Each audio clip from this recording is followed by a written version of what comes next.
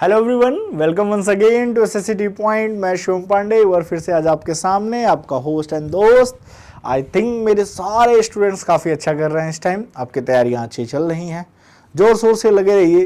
ज़िंदगी में कहते हैं ना, मेहनत का नाम है। बिना मेहनत के जैसे कहा जाता है ना कि कुछ नहीं हो सकता। तो हार्ड वर्क कीजिए। आप स्किल्ड हैं तो बहुत अच्छे से निखरेंगे, कम स्किल्ड हैं तो स्किलफुल बन जाएंगे। कहते हैं कि बहुत ज़्यादा इंटेलिजेंट होना मायने नहीं रखता, आप कितने मेहनती हैं ये मायने रखता है। किसी के अंदर कोई स्किल है तो वो जल्दी सीखता है, लेकिन स्किल को डेवलप किया भी जा सकता है, और ऐसे कई सारे एग्जाम्पल आपके आसपास मिलेंगे। तो कोई बात नहीं, इसी सोच के साथ आज आगे बढ़ते हैं। आप सभी को पता है कि इकोनॉमिक्स में आपका मैक्रो इकोनॉमिक्स का पार्ट, जिसमें आपको monetary policy, physical policy, national income, banking history, RBI के सारे टर्म्स, ईडी के बारे में आपको बता दिया गया, सेबी के बारे में, शेयर मार्केट पूरी आपकी खत्म हो गई है लगभग में। तो अब आपको क्या करना है, आज हम उनके क्वेश्चंस की प्रैक्टिस करेंगे। आज क्या करेंगे, प्रीवियस ईयर क्वेश्चंस की प्रैक्टिस करेंगे जो कि पूछे जा चुके हैं अलग अलग एग्जाम्स में, और उसके बाद हम देखेंगे कि अभी तक जो हमने पढ़ा क्या उसके आंसर्स हमें आ रहे हैं। क्योंकि इसके बाद जब मैं स्टार्ट करूंगा तो अब आपके कुछ अदर टॉपिक जो माइक्रो इकोनॉमिक्स के होंगे, जैसे अभी हमें इसमें से पॉवर्टी पढ़ना है, अनएम्प्लॉयमेंट पढ़नी है, रिफॉर्म्स पढ़ने हैं, और कुछ ऑर्गेनाइजेशंस के नाम और उनके हेड ऑफिस पढ़ने हैं। तो 10 मैंने बोला था ना, 8 to 10 लेक्चर्स और इकोनॉमिक्स जाएगी। लेकिन फिलहाल अभी हम कुछ क्वेश्चंस की प्रैक्टिस कर लें कि जितना पढ़ा है क्या उतना आता है या अभी उनमें नहीं आता। क्योंकि जब तक आप सवाल वगैरह नहीं करेंगे, तो ये आपका फर्स्ट टेस्ट है अभी तक में जो भी कंडक्ट किया जाता है। तो हम देखते हैं कि जितना पढ़ा है क्या उतने में हमें कितना आता है। चलिए, तो क्वेश्चंस की शुरुआत करते हैं पहले क्वेश्चन से। सबसे पहला क्वेश्चन आपके हमने है, खुली बाजार की, what is open market operation. जिसे आप क्या बोलते हैं, ओपन मार्केट ऑपरेशन को आप खुली बाजार की प्रक्रिया कहते हैं। ठीक है, तो कहा जाता है ना कि खुली बाजार की प्रक्रिया क्या है। तो ये जो खुली बाजार प्रक्रिया है, ओपन मार्केट ऑपरेशन, इसे क्या कहते हैं, ये होता क्या है। तो आपको पता है कि ये कहीं ना कहीं आरबीआई का टूल है। ये क्या है, आरबीआई का एक टूल है। अब सवाल ये, आरबीआई का कैसा टूल है। आरबीआई के दो होते हैं, एक मात्रा को कंट्रोल करता है, गुणवत्ता को, जिसे हम कहते हैं क्वांटिटिव, क्या कहते हैं, क्वांटिटिव, और फिर क्या कहते हैं भाई, क्वालिटेटिव। क्या कहते हैं सर, क्वालिटेटिव।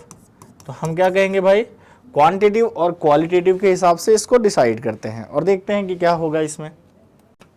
तो आगे बढ़ते हैं, अब समझते हैं। तो हमने कहा कि ये क्या है भाई, ओपन मार्केट ऑपरेशन कहीं ना कहीं या तो एक होती है क्वांटिटिव टूल्स, और एक क्या होती है भाई, एक क्वांटिटिव होती है और एक सर होती है क्वालिटेटिव। तो ये क्वालिटेटिव तो है नहीं, क्वालिटेटिव तो है नहीं, इसका मतलब ये कैसा है, क्वांटिटिव टूल है। क्वांटिटिव टूल में ओपन मार्केट ऑपरेशन में होते क्या है, इसमें बताया ओपन मार्केट ऑपरेशन में आरबीआई गवर्नमेंट सिक्योरिटीज को, गवर्नमेंट बॉन्ड्स को सेल करती है। क्या करती है, गवर्नमेंट सिक्योरिटीज या बॉन्ड्स को आरबीआई सेल करती है। तो मैंने बताया था कि गवर्नमेंट सिक्योरिटीज या बॉन्ड्स की जो मार्केट है आजकल, उसको एक और नाम दिया जाता है जिसे कहा जाता है गिल्टेज। क्या कहा जाता है, गिल्टेज मार्केट। ये एक वर्ड है जो आजकल एग्जाम्स में काफी ज्यादा पूछा जाता है। इसके रीजन से आपका आंसर क्या हो गया, option number C, the selling of gilt edged securities by the government. तो गवर्नमेंट सिक्योरिटीज को, जैसे सरकारी प्रतिभूतियों को बेचना, अपने आप में ओपन मार्केट ऑपरेशन है। जब सरकार क्या करती है, खरीदती है तो मार्केट से पैसा निकाल लेती है और इन्फ्लेशन रुक जाता है। वहीं सरकार जब बेचती है तो मार्केट में पैसा इनफ्लो हो जाता है और डिफ्लेशन की सिचुएशन से हम बाहर आ जाते हैं। ये ऑलरेडी डिस्कस किया गया, तो ऑप्शन नंबर सी।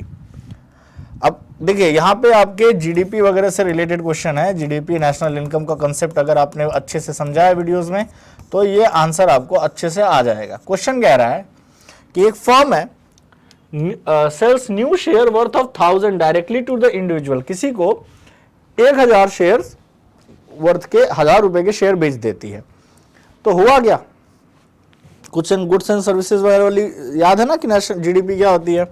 तो नेशनल इनकम में क्या रखते हैं, नेशनल इनकम की क्या होती है, NDP at factor cost, NNP at net national product at factor cost. आप क्या करते हो, ग्रॉस नेशनल से एनएनपी निकालते हो, तो इसी को आप क्या कहते हो, नेशनल इनकम कहते हो। तो अगर आपको इसका फॉर्मूला पता होगा तो आपको ये क्लियर है कि जो भी 1000 की सेलिंग हुई है उस ईयर में, फाइनेंशियल ईयर में, वो नेशनल इनकम में क्या करेगी, 1,000 रुपये बढ़ा देगी, क्योंकि जो भी लेन देन होती है एक साल के अंदर गुड्स एंड सर्विसेज की, उसकी वैल्यूएशन, उसी को हम जोड़ते हैं।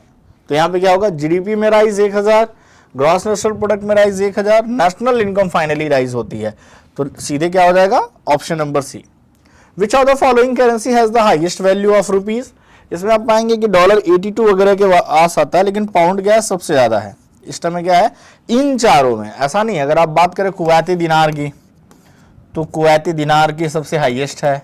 फिर आई थिंक जॉर्डन की करेंसी आती है, वो कुछ 281 रुपीज़ जैसी हो जाती है एक जॉर्डन का जो भी दिनार है। तो ऐसा नहीं है, कुवैती दिनार तो मे भी शायद 300 to 400 के बीच में एग्जिस्ट करता है। वहीं US डॉलर 82 रुपीज़ है, अमेरिका ऑस्ट्रेलियन डॉलर 70 प्लस है, और कैनेडियन डॉलर 60 प्लस है। तो डिपेंड करता है कि किस तरह की करेंसी है, उस तरह की करेंसी के हिसाब से है। इसमें पाउंड स्टर्लिंग पाउंड जो ये कहाँ की है, ये इंग्लैंड की है। तो ये जो इंग्लैंड की करेंसी है ये थोड़ी हायर है हमारे यहाँ से, 100 रुपीज़ तो नहीं है, लेकिन 90 से 100 के बीच में वेरी करती रहती है। ठीक है, ये शेयर मार्केट पे, टोटली ओपन मार्केट पे डिपेंडेंट है कि कितना इसका आएगा। चलिए, the basic regulatory for mutual funds and stock market. Mutual funds मैंने आपको एक लेक्चर में पढ़ा दिया है, स्टॉक मार्केट भी पढ़ाया है। म्यूचुअल फंड्स वाला लेक्चर देखिएगा, बहुत जरूरी है, आपको थोड़ा बहुत समझ में आ जाएगा कि म्यूचुअल फंड वर्क कैसे करते हैं। हालांकि इनको रेगुलेट कौन करता है, तो इनको रेगुलेट करती है, आप सभी को पता है, ज्यादा कुछ बताने की जरूरत नहीं है, सेबी।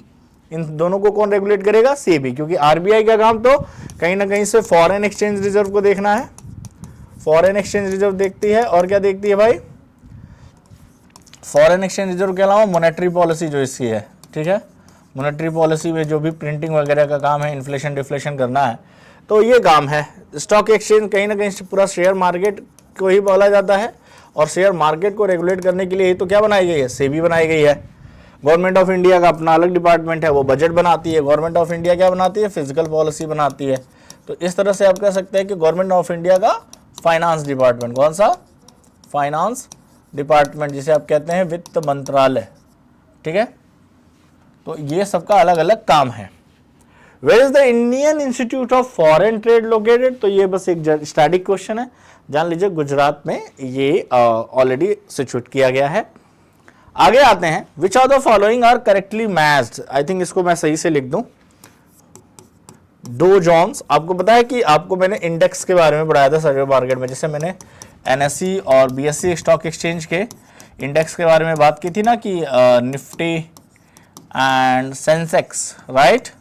तो वैसे ही है, तो कह रहा है डो जोन्स लिखा है, फिर लिखा है और आगे लिखा है न्यूयॉर्क। तो आपको पता है ना, न्यूयॉर्क स्टॉक एक्सचेंज को क्या कहते हैं, NYSE कहते हैं, और उसका सेंसेक्स क्या है, उसका सेंसेक्स डो जोन्स है। तो ये करेक्टली मैच हो गया।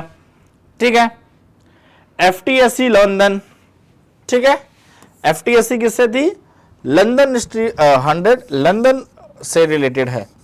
तो आप कह सकते हैं सर इसके अकॉर्डिंग 1 और 3 करेक्टली मैच होते हैं। ओके, तो आपको मेरा कहने का मतलब ये है कि कुछ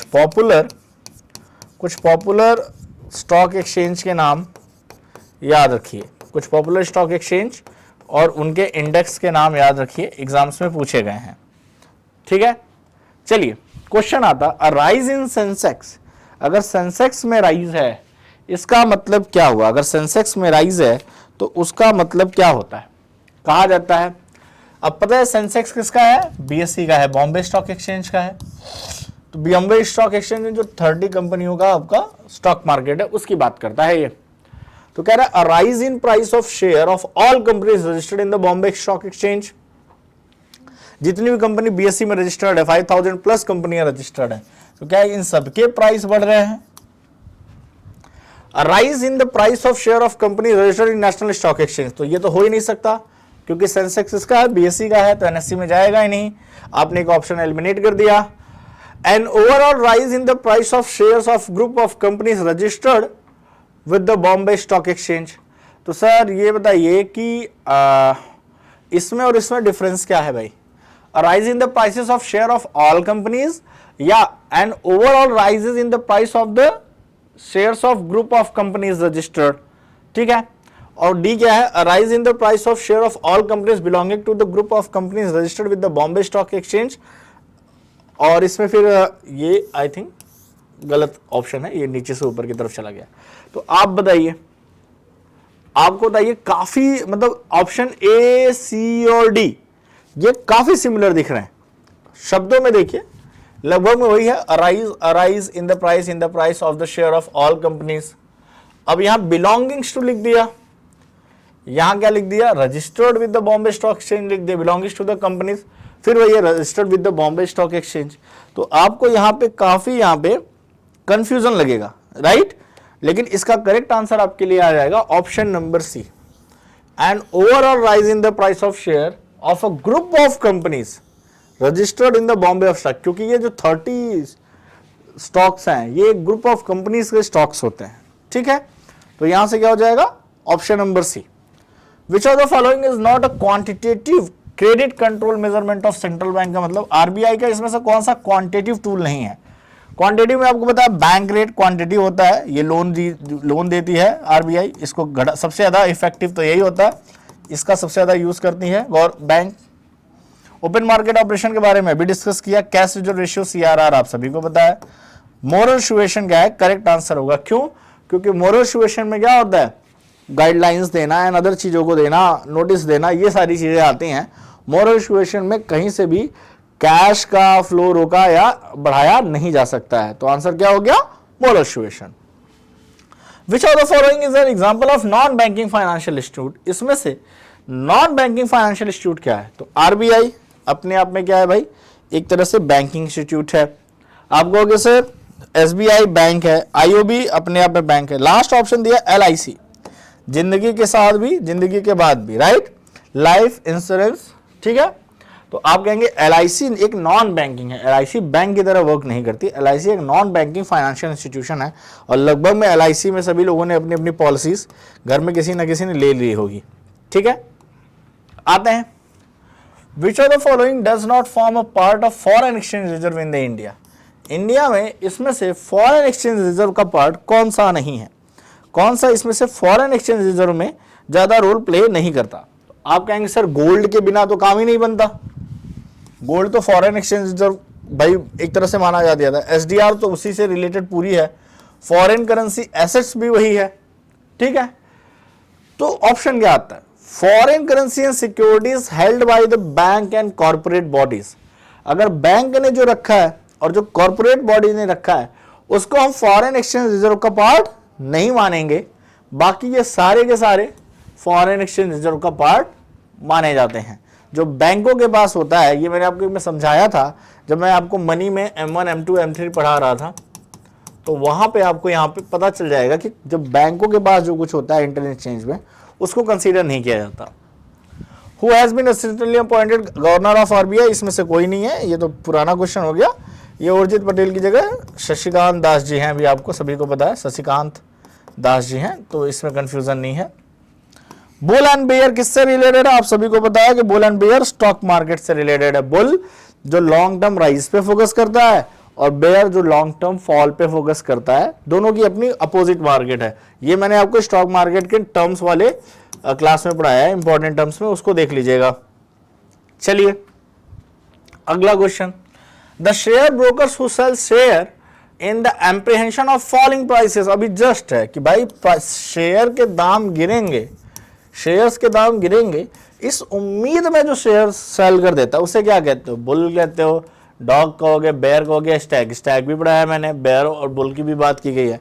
तो यहाँ पे आपको क्या लगता है क्या होना चाहिए आंसर, आंसर क्लियर है, बुल तो होगा नहीं, डॉग जैसा कुछ पढ़ा नहीं है, बसता है बेयर और स्टैग, दोनों पढ़ाया गया है।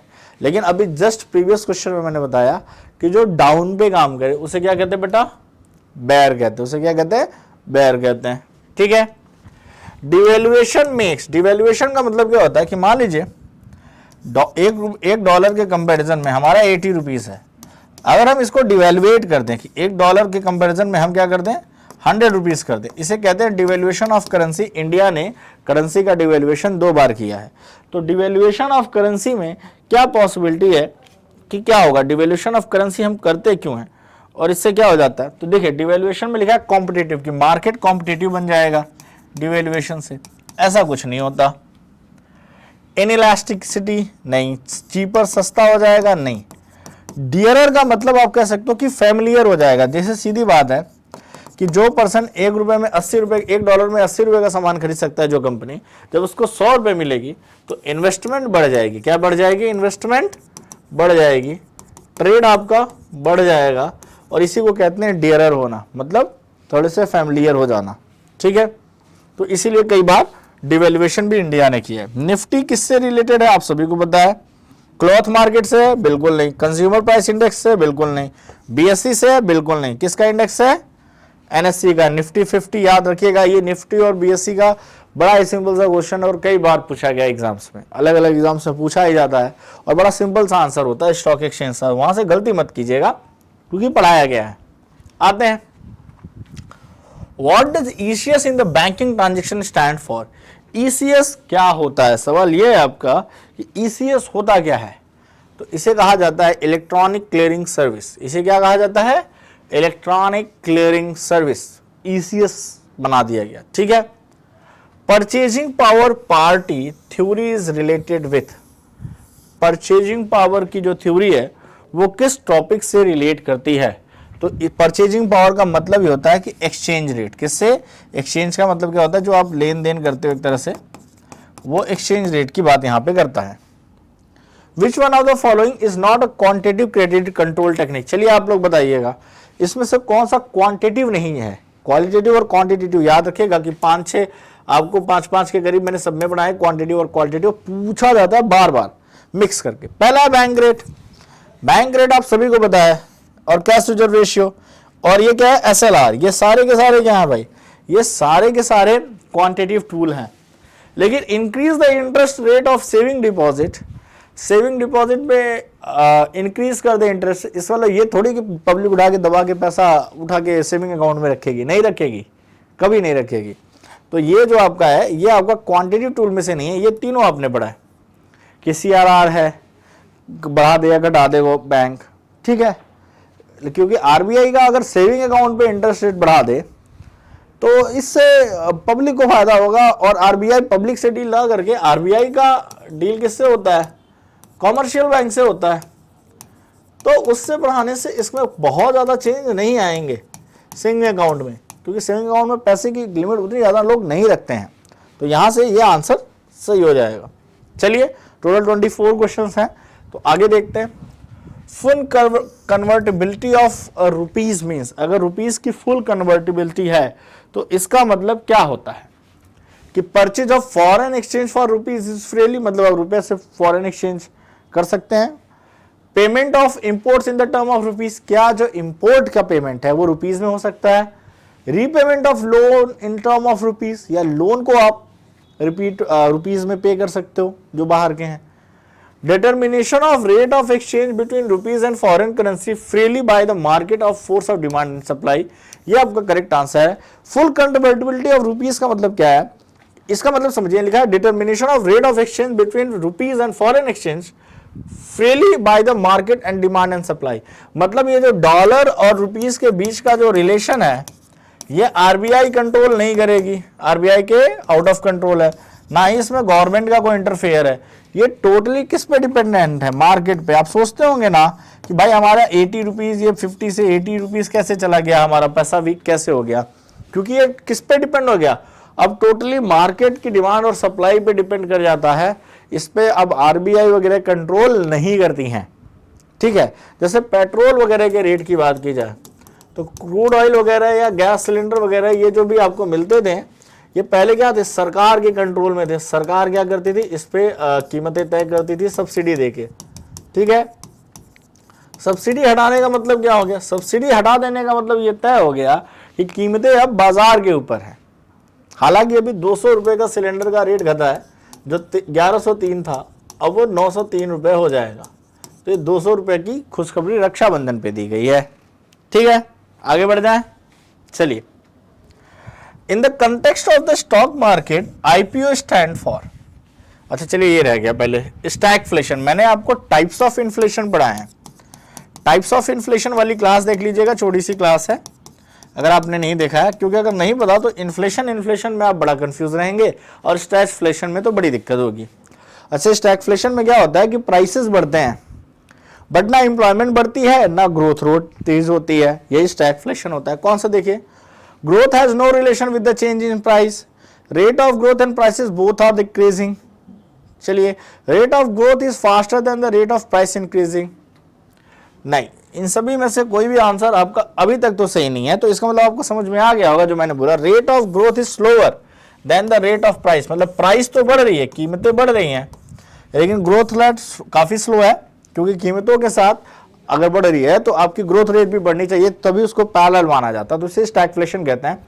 और एम्प्लॉयमेंट भी नहीं बढ़ता, क्या एम्प्लॉयमेंट भी नहीं बढ़ता, तो इस केस को हम क्या कहते हैं, एम्प्लॉयमेंट में डाउनफॉल देखने को मिलता है। स्टॉक मार्केट में आईपीओ आप सभी को पता है, ये इनिशियल पब्लिक ऑफर होता है। इसमें ऐसा कोई है? जी हाँ, इनिशियल पब्लिक ऑफर ये प्राइमरी मार्केट का हिस्सा है। किस मार्केट का हिस्सा भाई? प्राइमरी मार्केट का हिस्सा है। इसे आप क्या कहते हैं? इनिशियल पब्लिक ऑफर कहते हैं। और उसके बाद यही जब पहली बार कोई कंपनी अपने शेयर रिलीज करती है, जब कोई कंपनी फर्स्ट टाइम अपने शेयर रिलीज करती है तो उसे किसका हिस्सा माना जाता है? आईपीओ का हिस्सा माना जाता है, प्राइमरी ऑफर माना जाता है। ठीक है, यहां तक कोई डाउट नहीं होना चाहिए किसी को, इजी है। आगे बढ़ते हैं, आते हैं लास्ट टाइप के क्वेश्चंस में। For channelising the unaccounted money for productivity purpose introduce the scheme of the government. ठीक है, for channelising the unaccounted money. अब भाई ऐसी मनी जिसका कोई कंफर्म अकाउंट ना किया गया हो, उसको चैनलाइजिंग के लिए कौन सी? तो special bearer bonds, types of bond में मैंने आपको पढ़ाया था। तो इसमें क्या है, स्पेशल बेयरर बॉन्ड्स का यूज करती है सरकार, तो याद रख लीजिएगा इसको। ग्रेट इकोनॉमिक डिप्रेशन कब से कब तक था, ये याद रखिएगा। अगर आपने वर्ल्ड वॉर 1 के बाद की सिचुएशन पढ़ी है तो आपको पता है ये 1929 से जब न्यूयॉर्क स्टॉक एक्सचेंज का डाउनफॉल हुआ था, पूरे वर्ल्ड में महामंदी आई थी। ये 1929 से लेकर 1939 का दौर था, और इसी 1939 में ग्रेट इकोनॉमिक डिप्रेशन से निकलने के बाद ही वर्ल्ड वॉर 2 की स्टार्टिंग हो जाती है। ठीक है, 100 रुपीज नोट किसका एग्जाम्पल है? संघ कैपिटल, डूब गया पैसा, कंक्रीट कैपिटल, सोशल कैपिटल या फ्लोटिंग कैपिटल? तो भाई रुपीस क्या है, मार्केट में रन करता रहता है, नोट क्या है, मार्केट में रन करती रहती है। तो इस हिसाब से इसका करेक्ट आंसर क्या हो जाएगा? Floating capital is the correct answer. तो आज के लिए ये 24 क्वेश्चंस थे। इसमें कहीं पे भी कोई डाउट होगा या आपको आंसर्स में डाउट है तो आप कमेंट करें। ठीक है, कमेंट करेंगे तो हम उसको नेक्स्ट क्लास में डिस्कस करेंगे। अभी एक और सेशन आएगा जिसमें आप किसके बारे में बात करेंगे? अगले सेशन में हम कुछ 30 और क्वेश्चंस लेके आ रहे हैं इसी से रिलेटेड, जिससे आपके डाउट्स काफ़ी क्लियर हो जाएंगे और आपको पता चल जाएगा कि आपने जो पढ़ा है उसमें कहाँ कहाँ इश्यूज आ रहा है। तो इसी साथ हमारे साथ बने रहिए।